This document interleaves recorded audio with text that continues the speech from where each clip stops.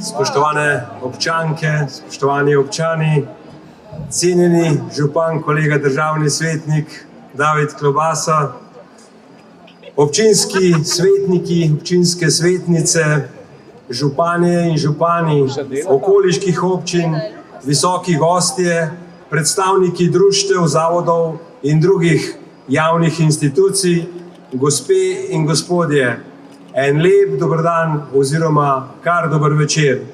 V čast mi je, da vas lahko nagovorim v imenu Državnega sveta, drugega doma slovenskega parlamenta in prvega doma civilne družbe. In seveda v svojem imenu, tako da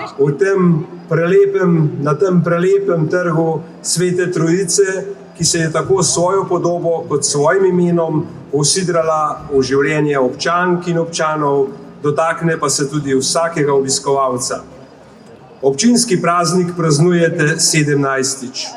Ni potrebno prav veliko, da vsak opazi, koliko je občina Sveta Trojica v Slovenskih goricah pridobila v teh nekaj letih samostojne občinske poti.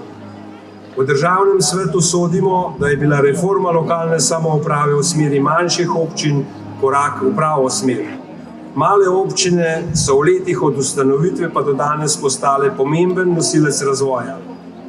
To je vidno na vsakem koraku, saj so občine v preteklih letih veliko investirale in močno zvišale kakovost življenja občanov. Prav tako v Državnem svetu verjamemo, da bi bilo mogoče sistem lokalne samouprave še izboljšati, in sicer s formiranjem drugega nivoja lokalne samouprave, ki bi ga lahko dosegli z ustanovitvijo regij oziroma pokrajin. Uvedbo drugega nivoja lokalne samouprave nam nenazadnje svetuje tudi Evropska skupnost, zapisano pa jo imamo tudi v Ustavi Republike Slovenije. Kljub mnogim naporom v preteklosti in tudi sedanjosti zaenkrat še nismo premogli zadostno politične volje. Državni svet se je večkrat opozoril na to sistemsko oviro, predvsem zavoljo težav pri pripravi večjih regionalnih projektov in dejstva, da bodo občine glede na svojo finančno stanje brez sprememb sistema financiranja v prihodnje težko zagotavljale lasten delež sredstev za sofinanciranje. Državni svet je zagovornik občin in pomembno je, da so primerno financirane, da lahko izpolnijo predpisane naloge in zagotavljajo razvoj ter sledijo potrebam njihovih generacij.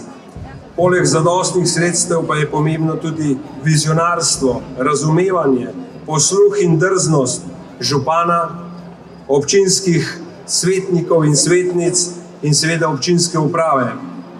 Poseben preizkus za vse naštete predstavljajo izredni dogodki, kot je bilo nedavno močno deževje, ki je sprožilo številne plazove, katerih sanacija presega zmožnost občinskih proračunov. Kar se po eni strani zdi ovira, pa se po drugi strani izkaže za veliko prednost. Manjše občine ste močno povezane skupnosti, v katerih župan točno ve, kdo živi v hiši, ki jo ogroža plaz ali druga nevarnost. Pomembne kamenčke v mozaik povezane lokalne skupnosti, vsak zase dodaja tudi številna društva, ki ponujajo priložnost za udejstvovanje in še kako potrebno druženje. V tem je vaša moč. Spoštovane občanke in občani, spoštovani župan, tudi v prihodnje vam želim veliko uspešnih projektov in zadovoljstva. Še enkrat čestitke ob 17. vašem prazniku in pogumen skok v polnoletnost. Hvala lepa.